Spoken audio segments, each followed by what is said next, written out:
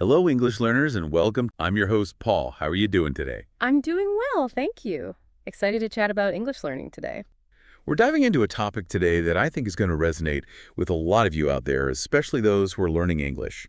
And that is this whole overthinking thing when you try to speak. Absolutely. This All is right. something we hear about all the time. You reached out to us and you were saying you're eager to really get a handle on this. You want to go deeper than the usual surface level advice. You want the practical stuff that you can actually use and without feeling overwhelmed by it all, right? Right. And it's tricky because there's a lot of information out there, but sometimes it feels scattered or too simplistic. Exactly.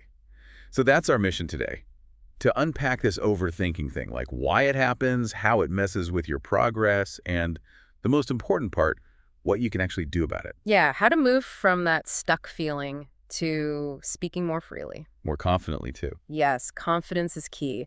We dug through a ton of research articles, all sorts of stuff on this. And the interesting thing is there's a lot of agreement on the core problems and the solutions.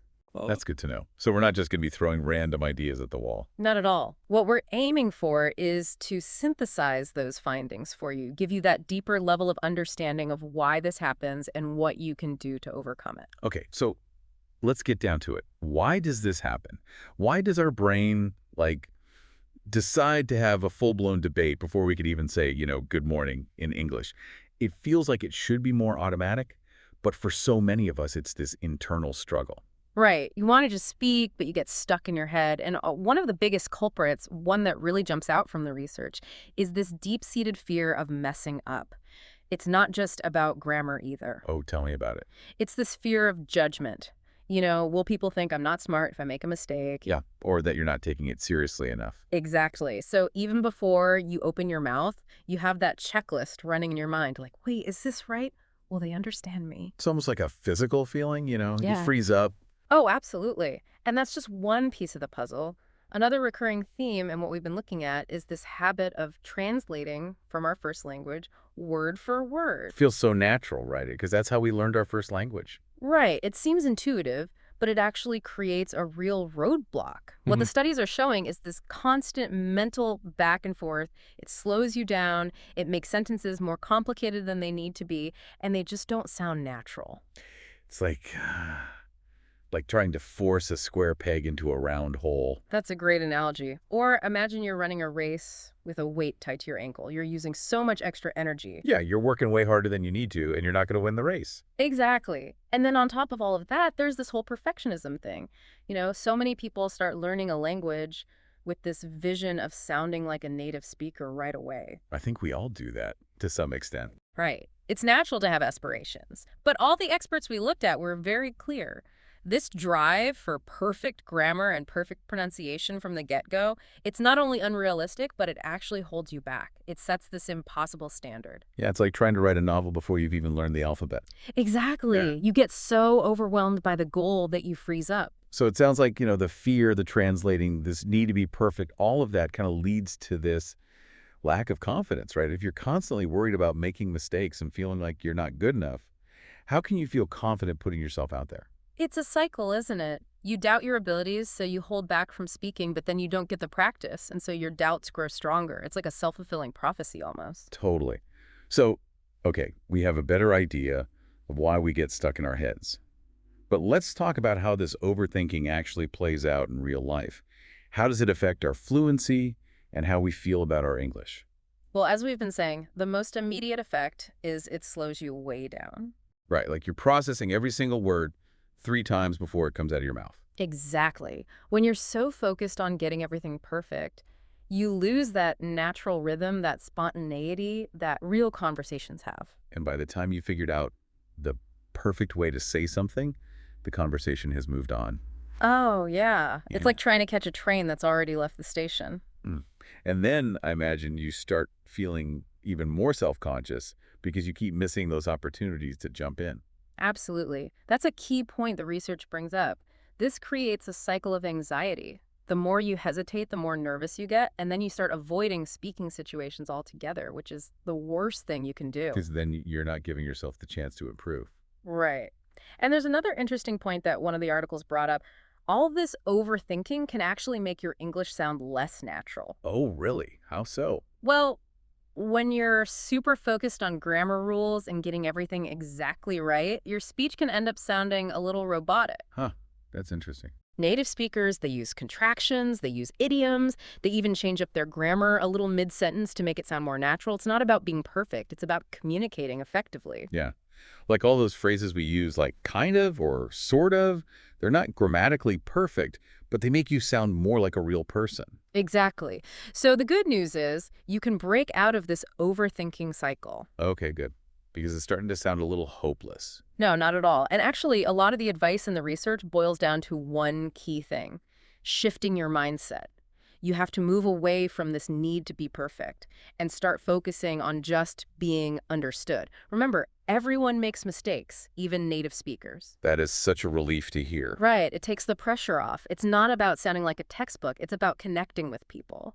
So what are some of the strategies that can help us actually do that? Well, one really effective technique is to make a conscious effort to think in English. Instead of translating everything in our heads? Exactly. Try to directly associate the things you see and do with the English words without that translation step. For example, you see a cat, think cat in English. So you're building these direct connections in your brain. That's the idea. And another thing, and this might sound a little counterintuitive, but try to keep speaking even if you're not sure about a word or grammar rule. It's better to keep the conversation going than to get stuck in silence. So like if you can't remember the word refrigerator, you could say the thing that keeps food cold. Precisely. It's about being resourceful and focusing on communication. And you know what else can help? What's that? Filler words. Those little things like, so give you a moment to think without that awkward silence. They're like little pauses that keep the conversation flowing. It's so funny, we try to get rid of them, but native speakers use them all the time. Exactly. It's part of natural speech. Yeah. And lastly, and this is a big one, try to focus on the overall message you want to convey rather than getting hung up on tiny grammar details. It's like seeing the forest for the trees, right? Yeah, exactly. Your main goal is to get your point across, to communicate effectively. Grammar is important, of course, but fluency is more important in that moment. Okay, so those are some mindset shifts and some general tips. But what are some things we can actually do to train ourselves out of this overthinking habit? Oh, there are tons of practical exercises you can try.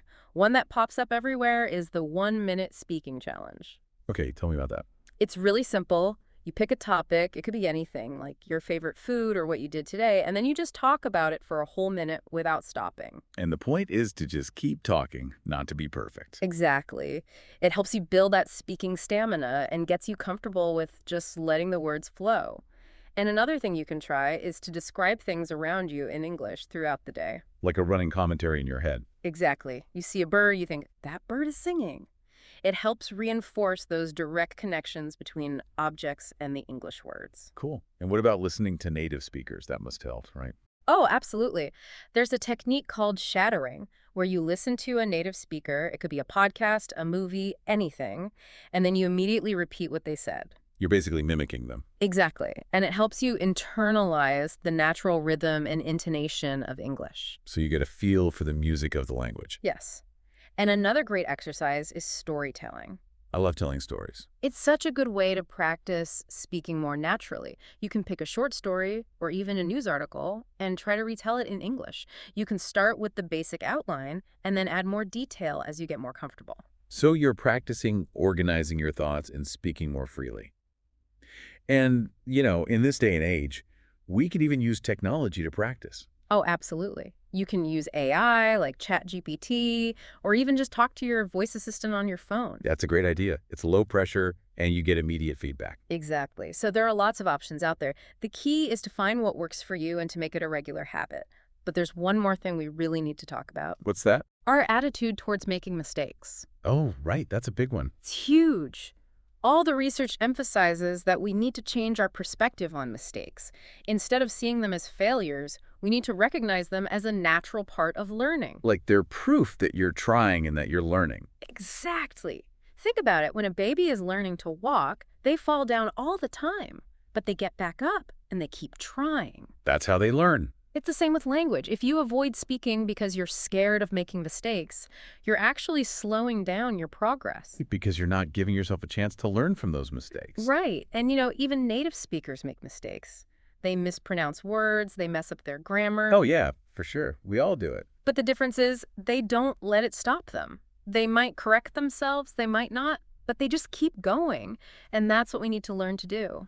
So instead of feeling embarrassed or ashamed when we make a mistake, we should be thinking, okay, I learned something new. Exactly. Every mistake is a learning opportunity. It's data, it's feedback that helps you improve. That's a great way to look at it. And honestly, it makes the whole process less stressful, less scary. So we've talked about strategies, we've talked about exercises, but I think one of the biggest challenges is staying motivated and consistent. Yeah, how do we make this a habit? Well, the research is really clear on this. First, you need to make speaking English a regular part of your routine, even if it's just for a few minutes each day. Consistency is key. Exactly. And surround yourself with English as much as possible. Watch movies, listen to podcasts, read books, talk to people. Make it a part of your life, not just a chore. And don't be afraid to make mistakes. That's what we just talked about. Exactly. The more you speak, the more confident you will become. And, another great tip is to find a language partner or join a community of English learners. Because it's more fun to learn with other people, and you can support each other. Exactly. So here's the takeaway. Start speaking today. It doesn't matter if it's just for a minute or if you make a ton of mistakes. Just start. Pick one exercise we talked about and give it a try. You'll be amazed at how much progress you can make. And remember, every time you overcome that hesitation, every time you push past that fear, you're building your confidence. So ask yourself right now, what's one small step you can take today to shift from overthinking to just speaking? Because that's where the real magic happens. Thanks for joining us on the Deep Dive. See you next time.